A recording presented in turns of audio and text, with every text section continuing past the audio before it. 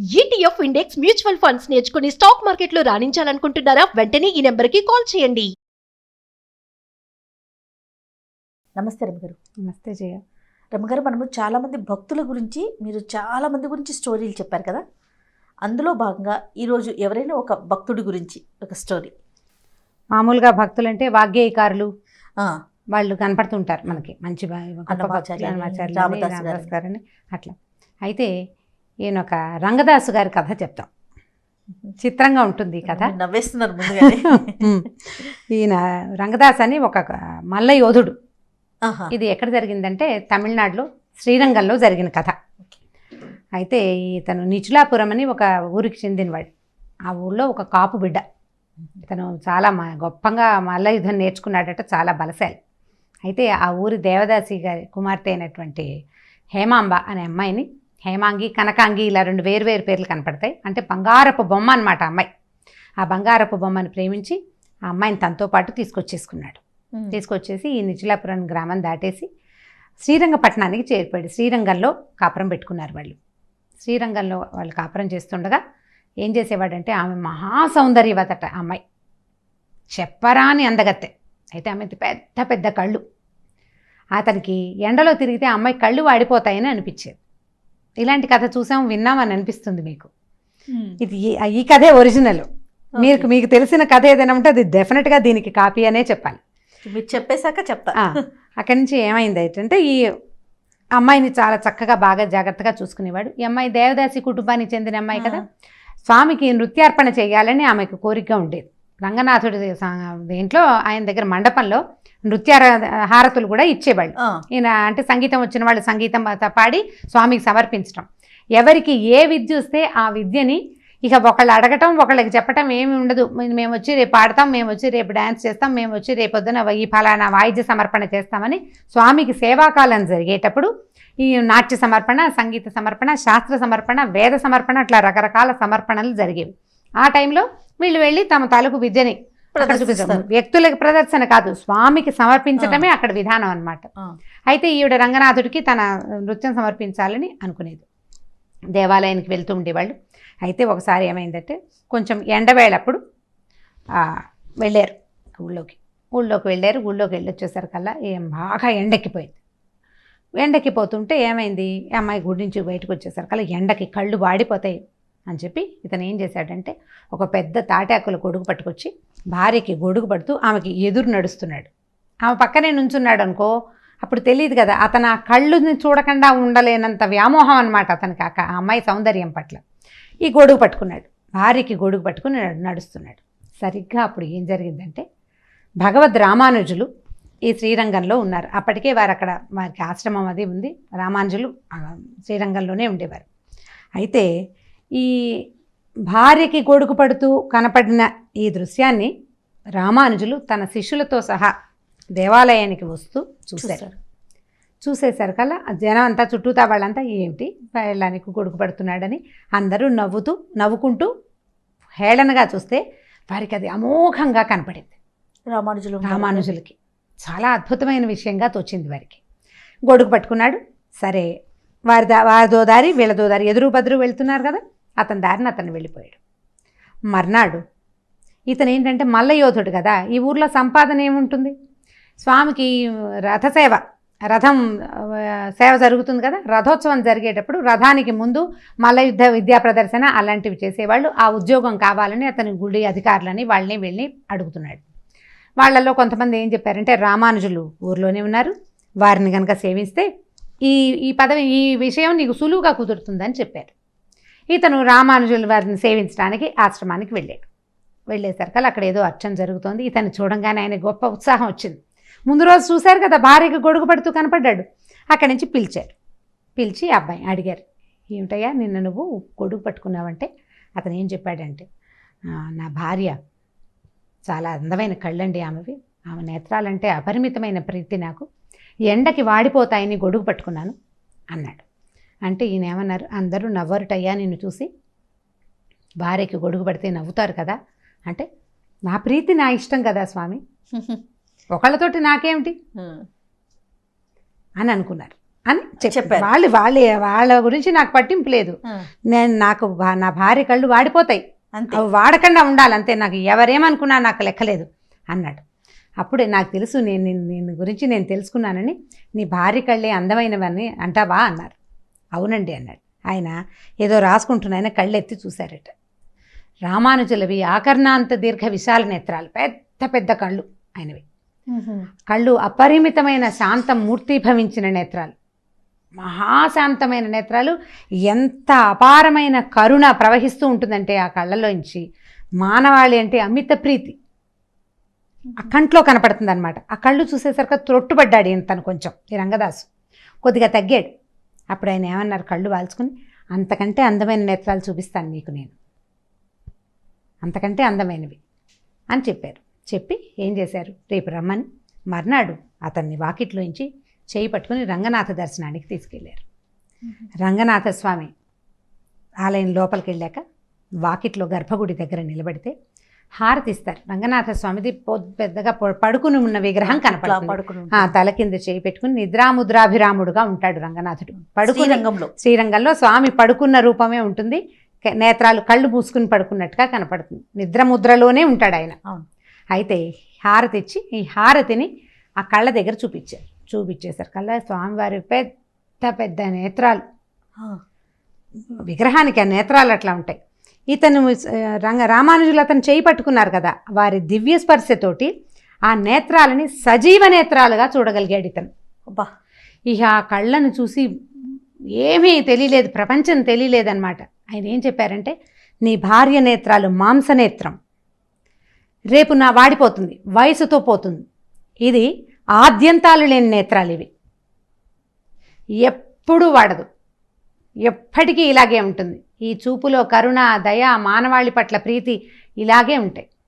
ఎప్పుడూ ఒకేలాగా ఉండే ఈ దైవనేత్రాన్ని తెలుసుకోమని అతని దృష్టిని దాని మీదకి, ఆ రంగనాథుడి నేత్రాల మీదకి, రంగడి వైపుకి భక్తిని ఏర్పరిచేశారు.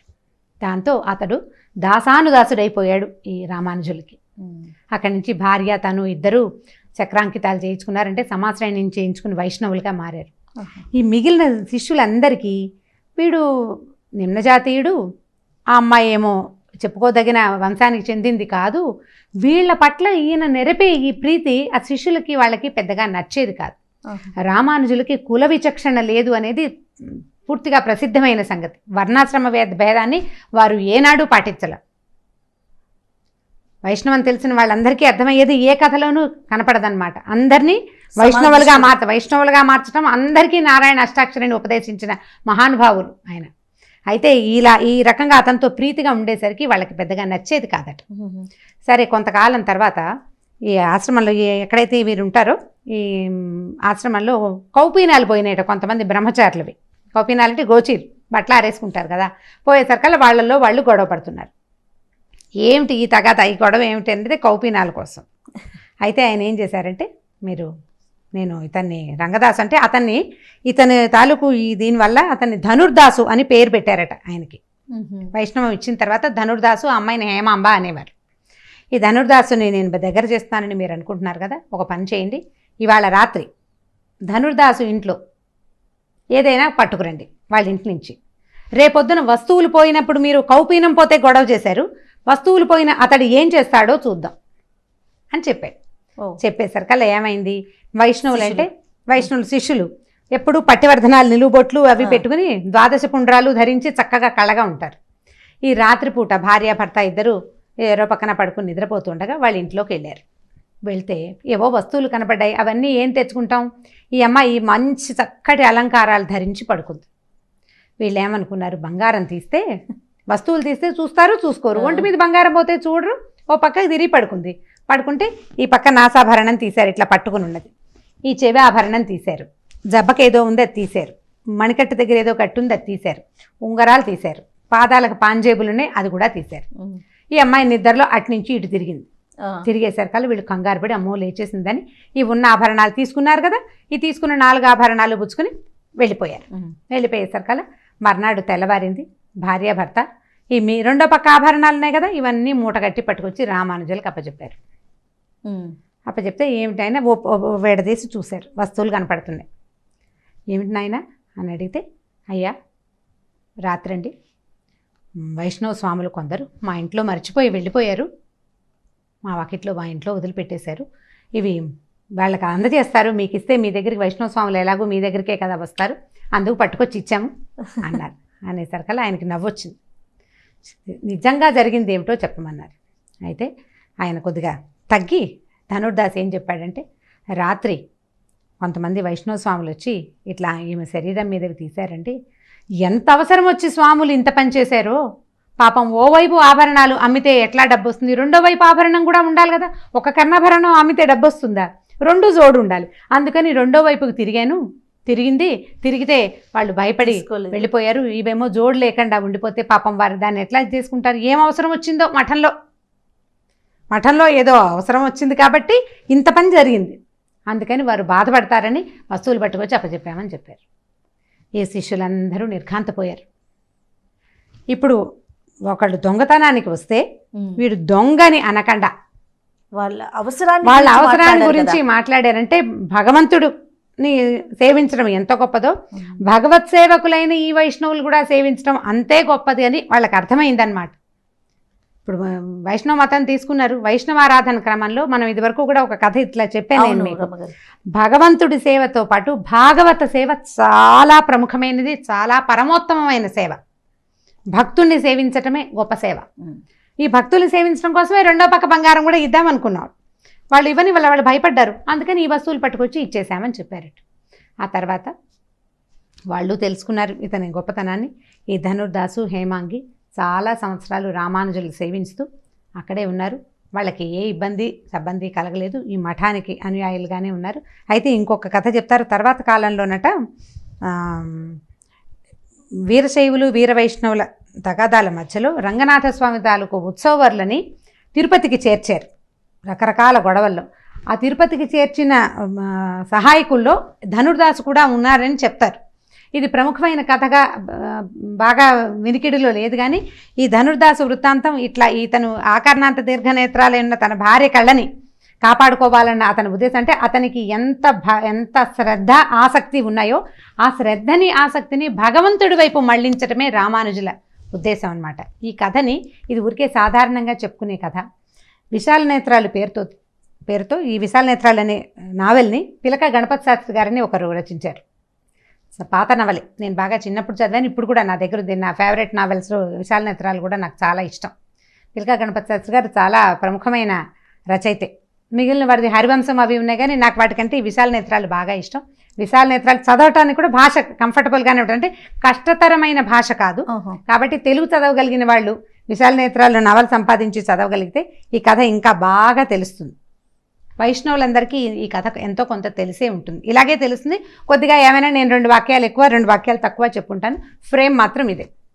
ఈ ధనుర్దాసు కథని తలుచుకుంటే మంచిదని చెప్తారనమాట. ఎందుకంటే మనం ఇట్లా భక్తి తత్పరత అనేది వస్తువు మీద ఏదైనా ఒక విషయం మీద అతి శ్రద్ధ ఉన్నవాడిని కనుక భగవంతుడి వైపు తిప్పితే వాడికి అక్కడ కూడా అతి శ్రద్ధగా ఉండగలుగుతాడు. వాడు మహాభక్తుడయ్యేందుకు అవకాశం ఉంది. కాబట్టి రామానుజులకి కనపడింది అతను భార్యకి కొడుకు పట్టడం కాదు, అతనిలో శ్రద్ధ, అతనిలో ఉన్న తనకి కావలసిన దాన్ని ఎలాగైనా కాపాడాలనే తత్పరత, ఆ బుద్ధిని గ్రహించే అతన్ని రంగనాథ స్వామి వైపుకి తిప్పారు. రంగనాథుడి నేత్రాలు ఆకర్ణాంత దీర్ఘ నయనాలు అసలు చూసి తీరవలసిన స్వామి అన్నమాట. శ్రీరంగంలో స్వామి నేను చూసాను రమ్మగారు, నేను కూడా చూసాను. అద్భుతం, మహాద్భుతమైన రూపం.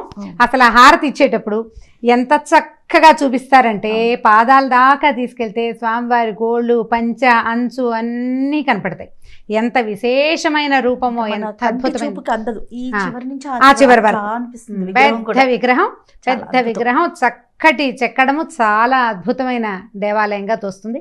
అక్కడ ఈ రంగదాసుని ధనుర్దాసుగా మార్చారనమాట. టెంపుల్ యొక్క గోపురాన్ని కూడా ప్రత్యేకంగా చెప్తారు కదా రమ్మగారు. శ్రీరంగం గోపురం చాలా గొప్పది.